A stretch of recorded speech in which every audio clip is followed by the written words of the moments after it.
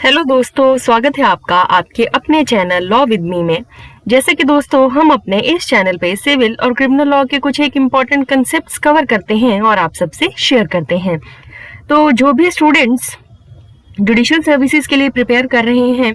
या क्लैट के विद्यार्थी या लॉ के स्टूडेंट्स जो अपने एग्जाम के लिए प्रिपेयर कर रहे हैं, उनके लिए हमारा ये चैनल बहुत ही हेल्पफुल रहेगा। तो दोस्तों, जो आज का टॉपिक मैंने आपके लिए कवर किया है वह है एंटीसिपेटरी बेल। आज मैं आपको एंटीसिपेटरी बेल क्या है, कौन सी सेक्शन में से डिफाइन कर रखा है, इसके साथ साथ एंटीसिपेटरी बेल की जो हिस्टोरिकल बैकग्राउंड है और सुप्रीम कोर्ट की जो इस टॉपिक पे इंपॉर्टेंट जजमेंट्स हैं उन सब के बारे में बताऊंगी।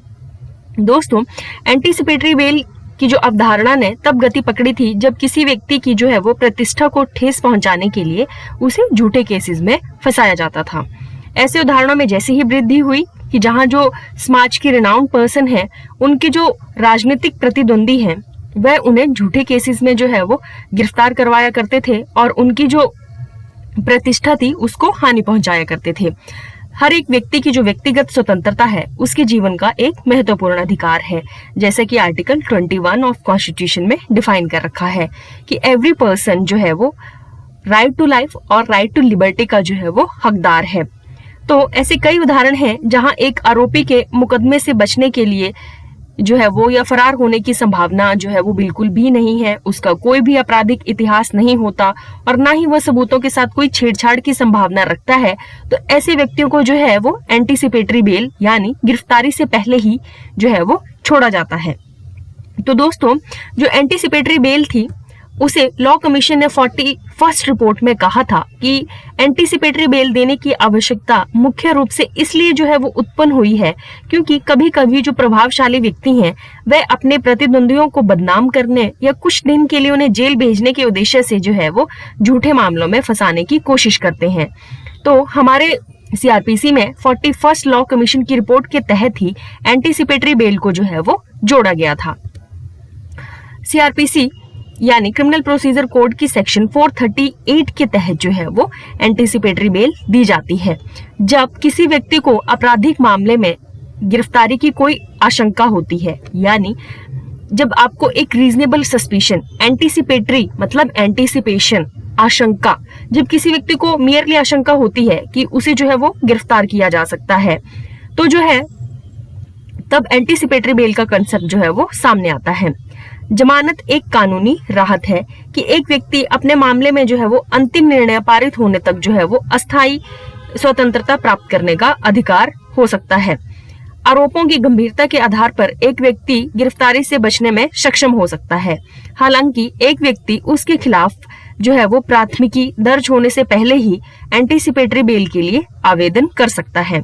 इस उम्मीद में कि उसके पास जो है वो विश्वास करने के लिए उचित एक आधार होना चाहिए कि उस व्यक्ति को जो है वो गिरफ्तार किया जा सकता है। आपराधिक मामलों के जो संबंध में विशेष रूप से जो दहेज से संबंधित मामले हैं, उनमें भी व्यक्ति को जो है वो एंटीसिपेटरी बेल जो है के रूप में दी जा सकती है। अब दोस्तों, जो सेक्शन 438 ऑफ सीआरपीसी है उसमें जो है वो एंटीसिपेटरी बेल का जो प्रोसीजर है, कब दी जाएगी और क्या रूल्स जो है वो फॉलो करने पड़ेंगे, वो सब डिफाइन कर रखे हैं। 438 के अकॉर्डिंग जहां किसी व्यक्ति के पास यह विश्वास करने का कारण है कि उसे नॉन बेलेबल या कॉग्निजेबल ऑफेंसेस में जो है वो गिरफ्तार किया जा सकता है, तो वह व्यक्ति जो है वो जमानत लेने के लिए सेशन कोर्ट और हाई कोर्ट में जो है वो आवेदन कर सकता है। आप अपने अपने बेयर एक्ट्स में जो है सेशन कोर्ट और हाई कोर्ट को जो है वो टिक करेंगे, क्योंकि एंटीसिपेटरी बेल से जो रिलेटेड ये एक इम्पॉर्टेंट क्वेश्चन बनता है कि एंटीसिपेटरी बेल जो है वो कौन कौन सी कोर्ट ग्रांट करते हैं। तो आपको इस बात का जो है वो आइडिया होना चाहिए कि एंटीसिपेटरी बेल सिर्फ सेशन कोर्ट और हाई कोर्ट ही ग्रांट कर सकते हैं। इसके बाद दोस्तों, जैसे ही व्यक्ति एंटीसिपेटरी बेल के लिए जो है वो अप्लाई करता है, तो न्यायालय जो है वो अन्य बातों के अलावा ऐसे कारकों को ध्यान में रखते हुए जमानत दे भी सकता है और जमानत देने से अस्वीकार भी कर सकता है। अब जो न्यायालय जो है वो आवेदक को अंतरिम जमानत भी दे सकता है और आदेश की एक प्रति के साथ साथ कम से कम जो है वो 7 दिनों का नोटिस जो है वो पब्लिक प्रोसिक्यूटर और पुलिस अधीक्षक को जो है वो तामील कराने का कारण बन सकता है, ताकि उसे एक उचित अवसर दिया जा सके। जब न्यायालय द्वारा जो है वो अंतिम सुनवाई के लिए आवेदन मांगा जाता है तो जो पब्लिक प्रोसिक्यूटर है वे अपना मामला प्रस्तुत करते हैं। इसके साथ साथ दोस्तों, जब भी अंतिम सुनवाई हो एंटीसिपेटरी बेल के मैटर में, तब न्यायालय में जो है वो व्यक्ति की उपस्थिति होना बहुत ही अनिवार्य है।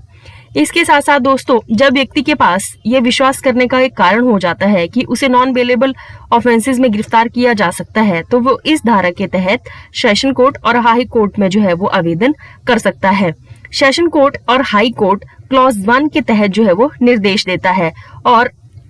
ऐसी कुछ शर्तों को रखता है जो कि आवश्यक हैं। जो हाई कोर्ट और सेशन कोर्ट के तहत जो है वो शर्तें रखी जाती हैं, उन शर्तों के तहत कि जब भी आवश्यकता होगी वह व्यक्ति पुलिस अधिकारी द्वारा पूछताछ के लिए खुद को उपलब्ध करवाएगा और वह व्यक्ति प्रत्यक्ष या अप्रत्यक्ष रूप से मामले के तथ्यों से परिचित किसी भी व्यक्ति को जो है वो धमकी या बाधा नहीं करेगा। इसके साथ साथ दोस्तों, एंटीसिपेटरी बेल में ये जो सेक्शन है उसमें कुछ एक एक्सेप्शंस जो हैं वो ऐड की गई हैं। आप ध्यान रखेंगे कि ये एक्सेप्शन जो है वो 2018 में जोड़ी गई थी। इसके अनुसार जब भी कोई व्यक्ति 16 जो ईयर्स से कम आयु की महिला या 12 ईयर से कम आयु की महिला से बलात्कार करता है या गैंग रेप का कोई आरोपी है, तो उसे जो है वो एंटीसिपेटरी बेल ग्रांट नहीं की जा सकती। आप जो है ये जो एक्सेप्शन सेक्शन 438 में दी गई है उसे टिक करेंगे, क्योंकि जो सेक्शन में जो एक्सेप्शन है इसे प्री एग्जाम में भी पूछा जा सकता है। इसके अलावा आप देखेंगे कि इसमें जो है वो अनुसूचित जाति और अनुसूचित जनजाति अधिनियम 1989 की धारा 18 अधिनियम की धारा 3 के तहत दिए गए अपराधों के संबंध में भी जो है वो एंटीसिपेटरी बेल देने से रोकती है। तो आप जो है वो इस सेक्शन को टिक करेंगे।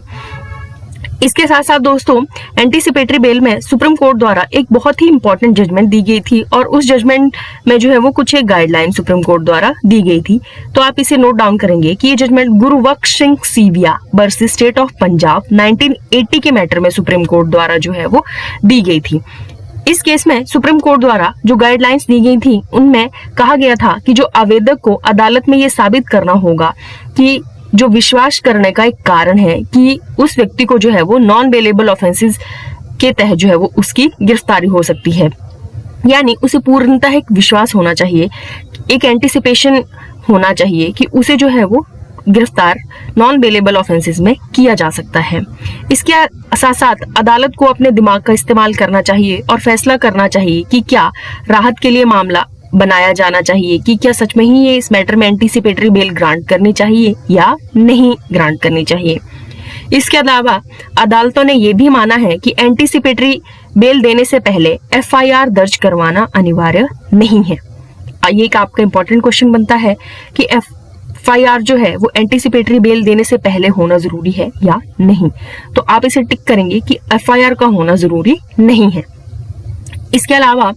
अदालत ने ये स्पष्ट किया कि गिरफ्तारी के बाद जो है वो एंटीसिपेटरी बेल अगर नहीं दी जाए तो अदालत को ये स्पष्ट करना होगा कि क्यों जो है वो एंटीसिपेटरी बेल नहीं दी जानी चाहिए।